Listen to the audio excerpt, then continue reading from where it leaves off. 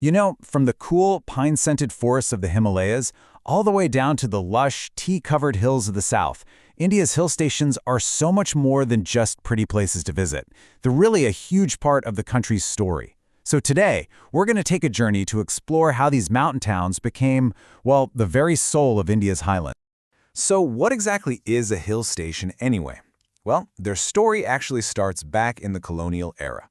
They were born from a really practical need for the British to escape the brutal, scorching summer heat of the plains.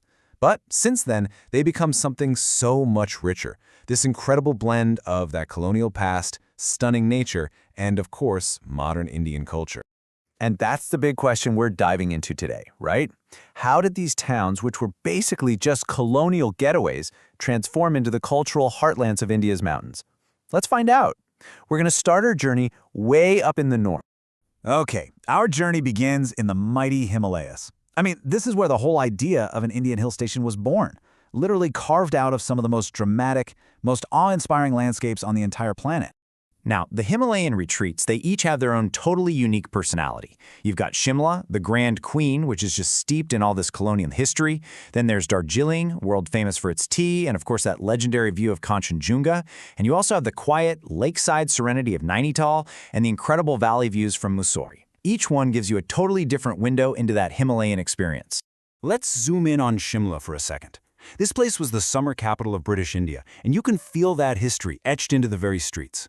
When you walk the famous Mall Road, you're just surrounded by the smell of pine trees and these grand colonial buildings. We're talking mock Tudor, neo-Gothic, the whole deal. It's like this tangible link to a past era, all set against this breathtaking mountain backdrop. And then you have Darjeeling. And look, it's not just about the amazing tea. It's about these moments of pure magic, like watching the sunrise from Tiger Hill and seeing the peak of Kanchenjunga literally set ablaze with golden light. It's an experience like that creates this powerful, almost spiritual connection to the place. Over in nearby Uttarakhand, you get two really distinct flavors. Nainital is all about that calm, quiet vibe, with life just revolving around the serene Naini Lake. Mussoorie, on the other hand, is perched up on a ridge, and it's all about grandeur, giving you these absolutely incredible, sweeping panoramas of the dune valley below. All right, let's head south now, where the whole idea of a hill station just completely transforms. We're leaving the snow-capped peaks of the Himalayas behind for the lush, green tropical highlands of the Western Ghats and the Nilgiri Hills, also known as the Blue Mountains. And the vibe here, it's a whole different world from the Himalayas. The south is all about plantations. When you think of Ooty and Munnar, you gotta think of sprawling tea estates. Coorg, that's the heart of India's coffee country. And for a different kind of getaway, you've got Kodaikanal, a beautiful, misty, forested retreat.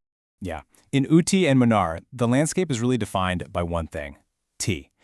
You see these endless rolling hills just sculpted into these vibrant green terraces. It's this stunning, man-made landscape that somehow feels perfectly natural, and it creates what's probably one of the most iconic, most photographed images of southern India. Then, the whole sensory experience shifts again in Coorg. Here, the air is just filled with the rich, amazing aroma of coffee blossoms and roasting beans. And then there's Kodaikanal.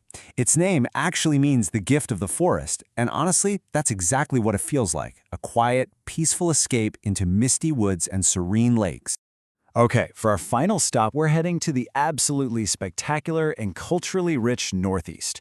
This is a region that gives you a completely different perspective on India's mountain life. Here you've got two real gems. First, there's Shillong, known as the Scotland of the East. It's a place of waterfalls and rolling hills, but with this surprisingly cool, modern, and really vibrant music scene. And then you have Gangtok and Sikkim, which feels more like a serene, spiritual gateway, dotted with monasteries and offering these just stunning alpine views. So, we've journeyed from the north down to the south and over to the east. Now let's try to tie this all together. What is the common thread here? What really makes these places India's mountain soul? You know, we've looked at 10 different destinations, and every single one has its own unique personality. From those colonial echoes in Shimla to the rolling tea fields of Munnar. But when you look at them together, they tell one single, really powerful story. Because ultimately, India's hill stations are so much more than just pretty places. They're crossroads. They are these unique points on the map where incredible nature meets human culture, where that colonial heritage meets vibrant local tradition, and where a simple, peaceful vacation can meet a really profound sense of spirituality. Which I think leaves us with one final thought. If every single hill station we've seen is a chapter in a book, then the story India's geography tells is one of incredible diversity, of resilience, and of just breathtaking beauty, a story that's written across the slopes of its mountains.